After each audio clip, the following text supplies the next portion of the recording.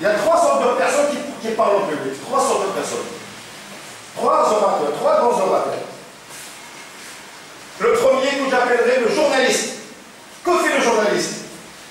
Le journaliste, la télévision, elle est là pour transmettre un message. Plutôt une information. Que vous la compreniez ou non. Son but est de transmettre fidèlement une information.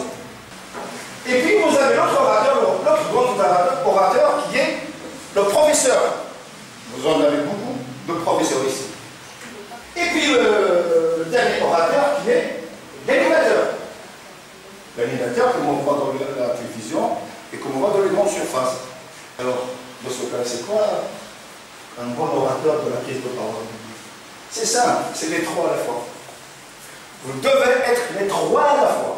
Non seulement transmettre un message, mais faire comprendre votre idée doit être transmise fidèlement et enfin l'habiller et l'animer pour qu'il soit transmise avec efficacité. Et ça commence par quoi? Faciliter. Vous devez faciliter la chose à votre auditoire. Sachez très bien que le cerveau humain avec 100 milliards de neurones adore tout ce qui est simple. Simplifiez la chose. Rendez la chose hyper simple.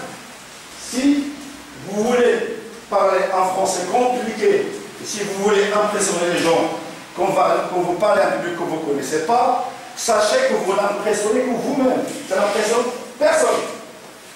Donc on va rester simple. Chaque fois que vous avez dans votre discours, vous allez souligner, chaque fois que vous avez un mot où vous vous doutez qu'il ne peut pas être compréhensible, voilà. Exemple. Il y a des mots et des mots. Des mots S et des mots AUX.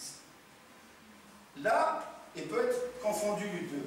J'ai donné un texte simple, un exemple simple. Dans ce cas, n'hésitez surtout pas à être le mot M-A-U-X.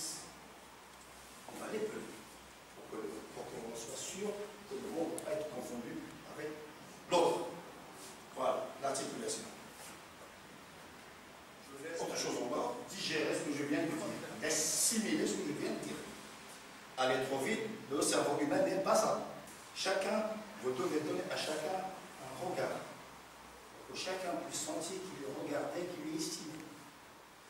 Vous, peut-être, vous le regardez, lui, son subconscient, lui dit tiens, chaque personne vous regarde, c'est que vous êtes intéressé. Donc, chacun a droit à son regard et on va balayer. Même si vous êtes dans un auditoire où il y a beaucoup de personnes, 300, 400 personnes, vous allez leur donner l'impression que vous les regardez. Comment ça, en balayant d'abord de droite à gauche, en balayant de gauche à droite, de bas en haut. Si vous avez l'entretien avec quelques personnes, eh bien, chacun va regarder, chacun a droit à son regard. Comment? En le fixant dans les yeux. Et quand on va parler, la meilleure des choses, c'est quand vous simplifiez les choses, essayez de faire imaginer le déroulement de l'idée dans son esprit. Si lui, il commence à imaginer ce que vous dites, c'est que vous avez déjà gagné.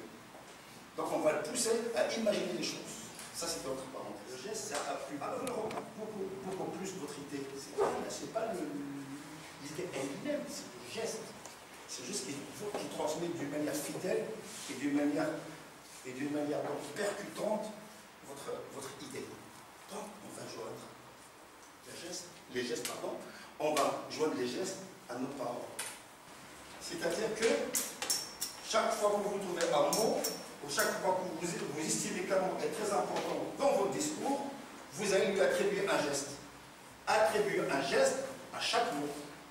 Donc, le plus simple à faire, c'est de pouvoir aller de droite, puis vous allez à gauche. Ça va animer un petit peu le discours. Vous allez à droite, et vous allez à gauche. Quand je suis à droite, je regarde en diagonale. Je regarde en face en diagonale. Quand je viens et je suis au milieu, je regarde au milieu, au lit.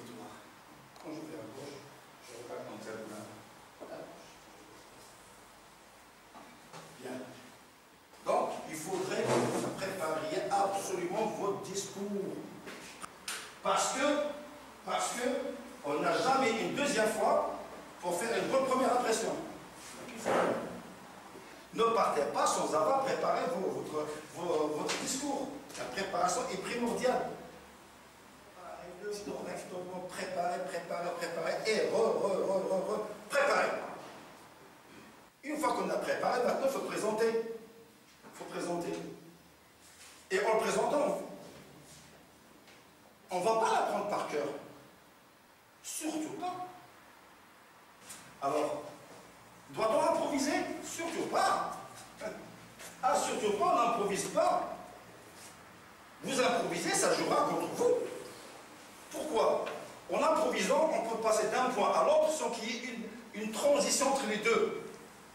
Sinon, vous allez dire n'importe quoi. Je vais dire ça, je vais dire ça. Trop tard. Trop tard. Ce qu'il dit, il dit. On ne revient plus en arrière. Ce qu'il dit, il dit. Mais alors, c'est quoi la solution? Ah ben, on va faire les deux en même temps. On va faire les deux en même temps. D'abord, on va préparer notre sujet correctement, très bien comme il faut. Et puis, on va improviser, mais on ne va pas improviser. On va donner l'impression qu'on improvise. La première des choses à faire, c'est organiser vos idées. Vous avez une grande idée, il faut l'organiser. Et ce que je vais faire, c'est que je vais prendre des feuilles blanches sur lesquelles je vais mettre des scripts, des mots-clés, mais jamais de phrases. Des mots-clés. Jamais de phrases. Des mots-clés. Ça sera des rappels. Uniquement des rappels. Il y a deux choses qu'il faudrait apprendre par cœur. Lesquelles? Il y a deux choses qu'il faut apprendre par cœur. C'est l'introduction et la conclusion. Ça, par contre, vous devez faire par cœur.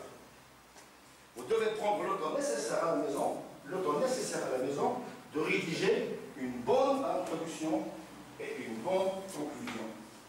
Cette introduction doit être faite entre 45 secondes et 90 secondes. Pourquoi? C'est le temps nécessaire pour que le stress commence à disparaître. Et si j'apprends mon introduction par cœur, vous allez voir tout doucement, le stress va diminuer. La conclusion, pourquoi? C'est pour donner une dernière bonne image de votre discours. Et pourquoi pas attendre des applaudissements.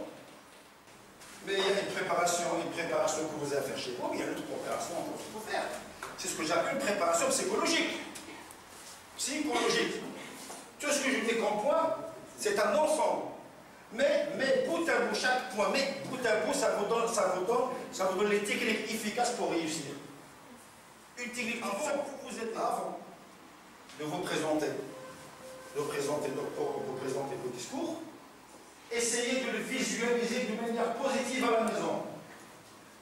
C'est-à-dire que vous avez une présentation à faire à la maison, chez vous, la nuit, ou dès que vous avez le temps, vous fermez les yeux et vous visualisez donc la présentation de manière positive. Par exemple, en disant la chose suivante, voilà, donc je rentre dans la salle, il y a la porte à droite, j'ouvre la porte à droite, il y a 3 personnes devant moi, je dis bonjour en souriant, je dis bonjour, je tiens la main sur. Essayez de visualiser. Imaginez que les personnes en face de vous semblent vous applaudir. Ils sont souriants, ils sont heureux de vous écouter. C'est ça. Faites-le plusieurs fois, et une fois que vous êtes devant, vous allez voir, le discours va partir tout seul. Dès le départ. Eux, ils le sentent. Si vous êtes faible, vous donnez une impression que vous êtes faible, ils le sentent. Ils vous écraseront. Si vous montrez que vous êtes sûr de vous-même, ils vous croient.